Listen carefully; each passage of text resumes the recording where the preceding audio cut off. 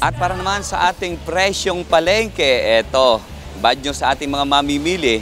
Kung kayo ba ay mahihilig sa sarsyadong may kamatis na lalo yung itlog na may kamatis na may sibuyas at yung mahihilig sa Bicol Express o yung mga kaldereta, yung maaanghang, mag-isip na kayo kung paborito nyo pa ngayon dahil ang presyo ng kamatis ngayon halos pareho na rin sa presyo ng manok.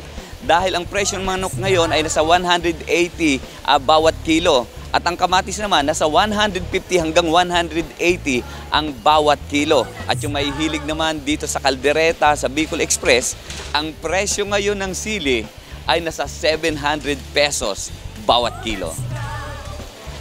Ayon kay Ma'am Tess Olivares, na isa sa mga nagtitinda ng mga gulay, ay tumaas din talaga ang presyo. Kaya nga wala halos siyang tindang siling labuyo ngayon kasi nga, napakataas ng presyo nito. Nasa 700 na ang presyo ng siling labuyo. At ang gulay Bagyo naman ay tuloy-tuloy pa rin ang pagtaas ng presyo nito. Ayon sa kanya, kaya mataas ang presyo ng gulay at sili ngayon at kamatis dahil nga sa mga nakaraang bagyo.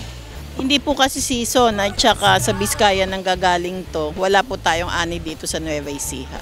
Pag nauulanan siya, nasisira yung gulay. Sa ngayon, ang presyo ng gulay Bagyo ay ang kanilang repolyo nasa 80 pesos bawat kilo. Ang kanilang cauliflower ay nasa 200 bawat kilo. Ang kanilang sayote ay nasa 80 pesos. Ito ang mas masakit pa rin. Yung bell pepper nasa 500 pesos bawat kilo. Ang galunggong naman ay nasa 220 ang bawat kilo. Sa manok is 180.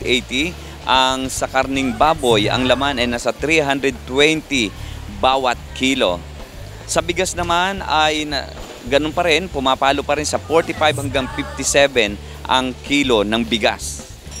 Sa pag-iikot-ikot natin dito sa palengke ng Cabanatuan, halos inikot na natin yung mga nagtitinda ng gulay, halos wala nang nagtitinda ng sili at maingilan-ilan na lang nagbebenta ng kamatis dahil sa sobrang taas ng presyo nito.